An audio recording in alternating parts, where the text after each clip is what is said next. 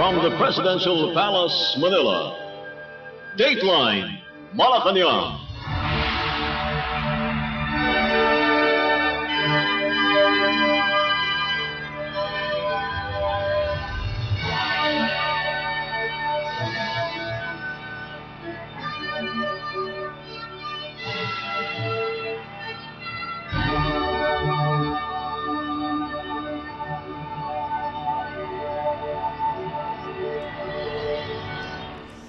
Good day.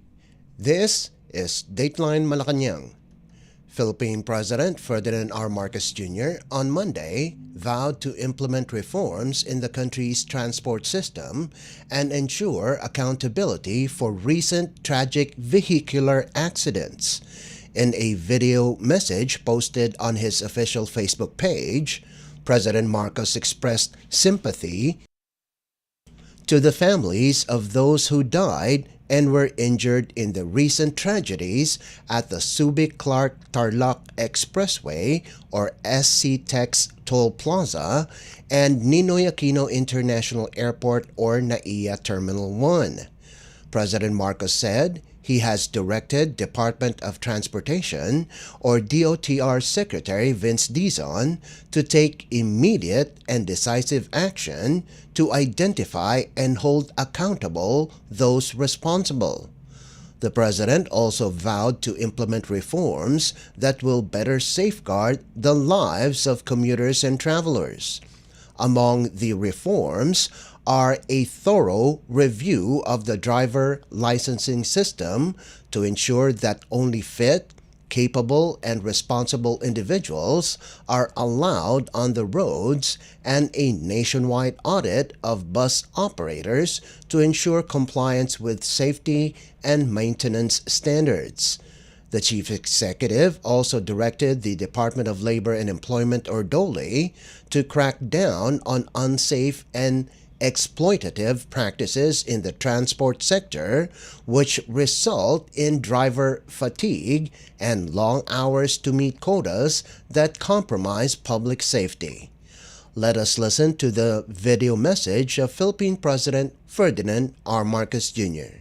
I extend my heartfelt condolences to all the families who have lost loved ones and to those who were injured in the recent tragedies at the SC-TEX Toll Plaza and NAIA Terminal 1. 10 lives were lost in a devastating collision in Tarlac. Days later, 2 more, one of them a child, were taken in a tragic accident at the airport. These incidents should never have happened, and now we will ensure they never happen again. I have instructed Secretary Vince Dizon of the DOTR to move decisively. First, to identify and to hold accountable those responsible, and second, to put in place the necessary reforms to prevent further loss of life. We are taking the following actions. Review of driver licensing to ensure that only fit, capable, and responsible individuals, whether driving public or private vehicles, are allowed on our roads. A nationwide audit of bus operators with clear sanctions for those who fail to comply with safety and maintenance standards. A directive to the Department of Labor to crack down on unsafe and exploitative practices in the transport sector, because driver fatigue, long hours, and pressure to meet quotas should never put lives at risk. We owe it to the victims and their families to act, not only with sympathy, but with resolve. These lives will not be lost in vain. We will make the changes that need to be made. We will demand accountability where it is due, and we will build a transport system that truly protects Filipino people. You just heard Philippine President Ferdinand R. Marcos Jr. Dateline Malacañang. In a related story, Philippine Department of Transportation or DOTR Secretary Vince Dizon on Monday ordered mandatory drug testing for all drivers of public utility vehicles or PUV every 90 days in response to the recent fatal crash at the Subic-Clark-Tarlac Expressway or SC-TEX. In a press briefing at the DOTR office in San Juan City, Dizon said a department order on the directive will soon be signed in response to the Solid North bus driver's refusal to undergo drug testing after the collision. The DOTR will work with the Philippine Drug Enforcement Agency or PDEA to implement the mandatory drug tests.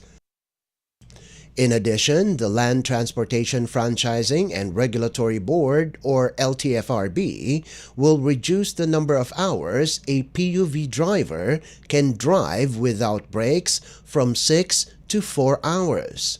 For routes that take over 4 hours, bus companies will be required to have a backup driver and not just a conductor.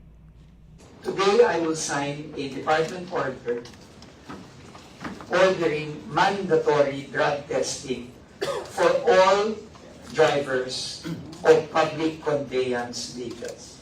Ibig sabihin nun, lahat ng PUV driver ay kailangan mag-mandatory drug test. And I'm very, very thankful to PDEA who is here with us. We are joined by Deputy Director General Rene Gugbayo. Maraming salamat po, Director. At maraming salamat po kay Director General na short notice nagpadala po kayo ng team dito ngayon. And we will be working with them, the LTO and the LTFRB and the DOTR will be working with PDEA to implement mandatory drug testing. Mandatory, kailangan. Ako po, gayet na gayet nung narinig ko sa news na yung ginuling driver ng Solid North ayaw daw magpa-drug test. Wala po siyang choice. Wala pong choice. Hindi pwedeng hindi po.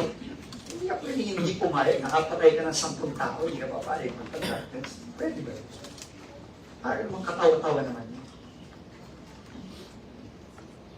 So, hindi na po pwede na. We are going to mandate, we will be releasing this department order after I sign it today.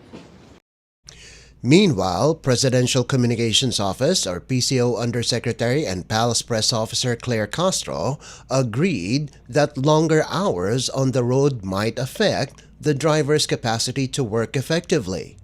In a Palace Press briefing in Malacañang, Castro said transport officials must include a thorough review of the proposal's economic impact on the livelihood of the PUV drivers. Castro said drivers should be responsible, get adequate rest, avoid alcoholic drinks, and refrain from using illegal drugs. Magkakaroon po ng pag-aaral at alam po natin ay ipapatupad ito ng reduction of driving hours for public utility bus drivers. Dapat pag-aralan po ito kasi tandaan po natin kapag sobra po ang oras ng pagdadrive ng isang driver, maaari po ito makaapekto sa kanyang kapasidad na mag-drive ng maayos at titignan po nila kung anong oras ang nararapat. At kung kayo naman po ay magdadrive, kung 6 na oras kayo nagdadrive, siguro mas maganda po yung nung gabi na yon bago kayo mag-drive, wag na po kayo magpuyat o uminom. Alalahanin po natin na sa kamay din po ninyo ang safety ng mga passengers, mga commuters, mga pedestrians. That was Presidential Communications Office Undersecretary and Palace Press Officer Claire Castro. Dateline Malacañang.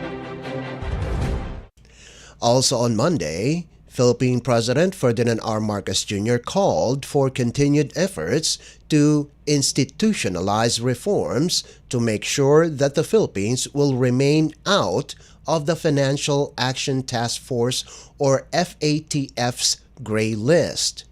In his speech during a recognition ceremony in Malacañang honoring the champions of the Philippines' FATF gray list exit, President Marcos credited the Philippines' FATF gray list exit to unity, strong leadership, and government-wide coordination, highlighting such accomplishment as a testament to the country's commitment to financial integrity.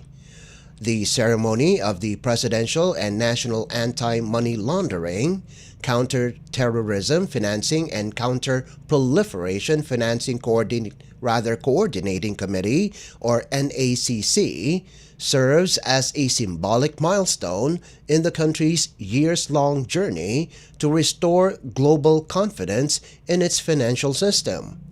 The FATF is a global money laundering and terrorist financing watchdog.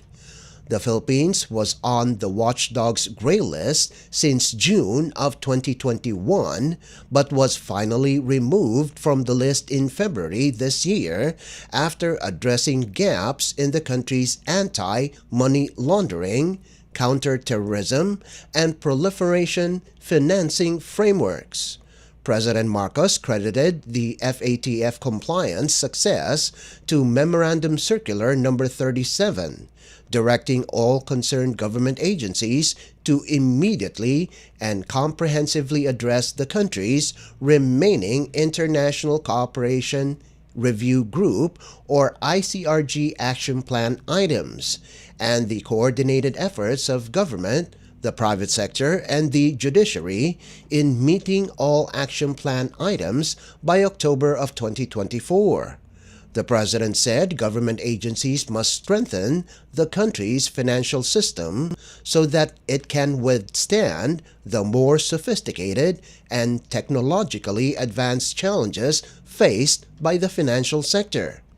The chief executive said keeping the Philippines off the gray list for good is now the shared responsibility of the government and the Filipino people. Together, we are here with our smiles on our faces and in high spirits because we today are toasting the Philippines' exit from the Financial Action Task Force gray list, a very, very important achievement. This success is proof of what we as a nation, as a government, and as a people can achieve if we work together. And as such, it is only fitting that we honor our collective acts of determination, of discipline, and of decisive leadership. Amongst the top priorities of this administration is to strengthen the credibility of our country's financial system. And that includes securing the global confidence in our institutions. This is our mandate to all Filipinos, especially our overseas workers and their families, who are largely dependent on a stable and a trustworthy financial system. It cannot be denied that our inclusion in the FATF gray list was a serious obstacle for not just OFWs, but in many, many ways. It brought reputational risks that affected our global standing, raising red flags for investors, adding layers of scrutiny to our business and financial institutions. Kaya naman po, umaksyon tayo dahil hindi natin gustong dumagdag pa ito sa mga pasanin ng ating mga kababayan. We took decisive steps. On October 16 of 2023, I issued Memorandum Circular Number 37, which directed all concerned government agencies to immediately and comprehensively address the country's remaining International Cooperation Review Group action plan items. It was not just a directive. It was a test of our collective resolve. And today, I am pleased to note our joint efforts have been met with positive responses and swift action by concerned government agencies. Today marks a victory, but let me be clear. The work is not yet finished. The journey continues. More importantly, we need to exert twice the effort to sustain our progress. We must work even harder to institutionalize reforms. We must tighten our enforcement against money laundering and terrorism financing. We must strengthen our financial system so that it can withstand the more sophisticated and technologically advanced challenges faced by the financial sector. The challenge to all of us is to never allow our country to slip into the gray list again. Was Philippine President Ferdinand R. Marcos Jr. Dateline Malacañang. Still on Monday, Philippine President Ferdinand R. Marcos Jr. said the national government will adopt the distribution system being used by the Cebu provincial government for the rollout of the 20 peso per kilogram rice sale dubbed Benteng Bigas Meron or BBM na. This came after the Department of Agriculture or DA launched the pilot rollout of the BBM na program in Cebu on May 1st in line with the Marcos administration's commitment to ensure a stable and affordable food supply for every Filipino. In a speech at the campaign rally of the One Cebu parties with the Alianza para sa Bagong Pilipinas senatorial lineup in Dumanjog, Cebu, the president said the application will help in a more organized rollout of the 20 peso per kilogram rice program, which is set to be implemented in Kadiwa ng Pangulo or KNP in Metro Manila immediately after the May 12th midterm polls. In Cebu alone, the president said 7 KNP sites are operational. Under the BBM Na program, around 800,000 families or 4 million individuals are expected to benefit in Western, Central, and Eastern Visayas and Negros Island region.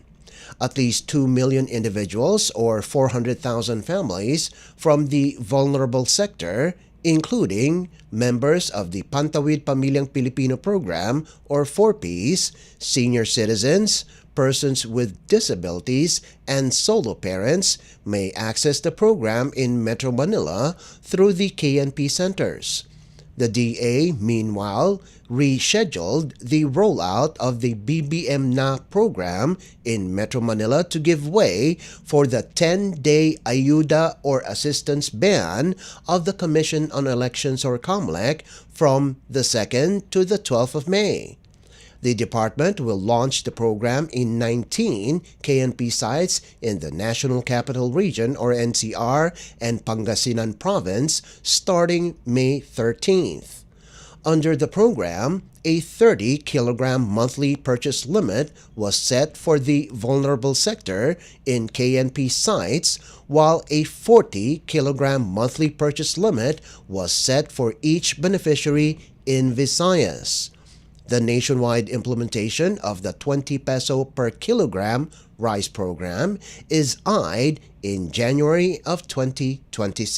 Dito po sa Cebu, may 7 na Kadiwa Center.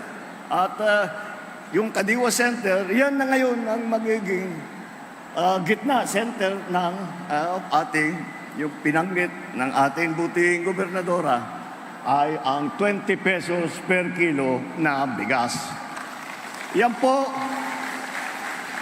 ay nakamit na natin. Hindi po naabot kaagad dahil ito po ay kailangan ayusin po natin ang ating pagtulong sa ating mga magsasaka. Kailangan bigyan natin sila ng mga makinarya. Kailangan magtayo tayo ng mga processing center. Yan, kaya sinimulan po namin ito pag-upo.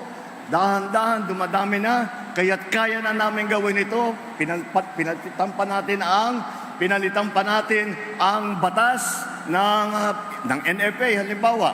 At marami pa po tayong gagawin. Ngunit, ngayon, matibay-tibay na ang agricultural sector natin. Kaya, rinopose ko po sa lahat ng mga gobernador ng Visayas na sabi ko, bakit di natin subukan itong 20 pesos per kilo dito sa inyo? At naman, mula nung basta't nung napag-usapan, lahat naman ng mga ating gobernador ay siyang lahat naman ay sinabi, sasama kami dyan sa maganyang klaseng programa.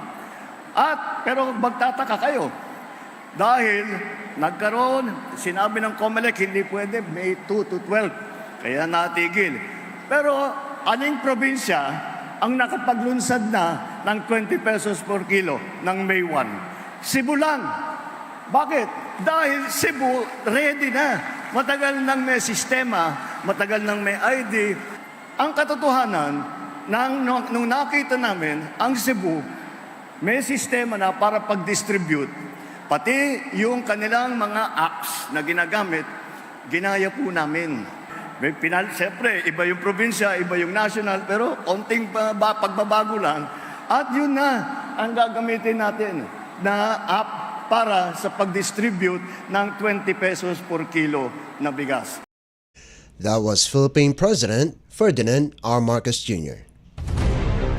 Dateline Malacañang. In other news, the Philippine government has formed a Technical Working Group or TWG that would continue the discussions with the United States on its reciprocal tariff.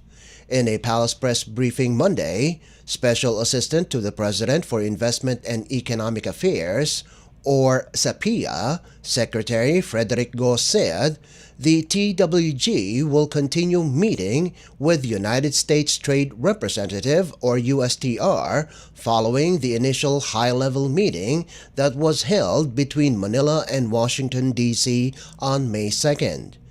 Go, President Ferdinand R. Marcos Jr.'s economic czar, added, the TWGs will be working on a framework for the future direction of the U.S.-Philippines trade, which is expected to be completed before the 90-day reciprocal tariff pause lapses. However, Go declined to provide further details of the framework due to the confidentiality of his recent meeting with the USTR. The technical working groups now will be the one to meet. In particular, if you want to know, it's USEC Alan Hepty of DTI that will be continuing with the discussions with his counterparts at the USTR office. I think we have to let the process take its place. No, we have to let the technical working groups work on a framework for discussions. I think both sides will have to work together to put a framework before the 90-day moratorium period is over. No? So we should allow the process to take its place before we can go further. Hard for me to predict, no, because there are two sides that need to get together to agree. Hindi naman to purely on our side kung anong gusto po natin. But there is that 90-day moratorium period, so there is a date towards which I believe both sides will work towards coming up with a framework before that period is over. I was Special Assistant to the President for Investment and Economic Affairs, Secretary Frederick Go. Dateline Malacañang. And finally, Malacañang on Monday said, Philippine President Ferdinand R. Marcos Jr. is far from being a dictator as his government continues to uphold press freedom in the country. In a press briefing, Presidential Communications Office or PCO Undersecretary and Palace Press Officer Claire Castro said, the President is not gearing toward dictatorship, and freedom of the press is evident nowadays. The Philippines rose to the 116th spot, the country's highest ranking in 21 years, from 134th last year out of 180 countries on the 2025 World Press Freedom Index, according to Reporters Without Borders or RSF. Castro underscored President Marcos's high regard for the field with policies against the oppression of the Philippine media. The Palace Press Officer said the Marcos administration will continue to intensify efforts to uphold press freedom and protect journalists in the country. Overall, the country's score rose by 6.2 points to 49.57 from 43.26 in 2024, with substantial improvements cited in the safety and legal frameworks for the country's press. Yes, definitely. That's good news. The President is delighted with that latest ranking of the Philippines in relation to its upholding the press freedom. Okay, it shows that the President respects one's right of expression and the responsible journalism.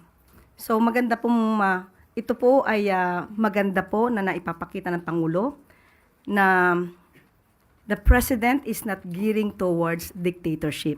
Malaya po ang pamamahayag na nakikita po natin sa kasalukuyan. That was Presidential Communications Office Undersecretary and Palace Press Officer Claire Castro. Dateline Malacañang. And that concludes this edition of Dateline Malacañang. For Radyo Pilipinas World Service, this is Leo Magpayo. Good day and stay safe. From the Presidential Palace, Manila, Dateline Malacañang.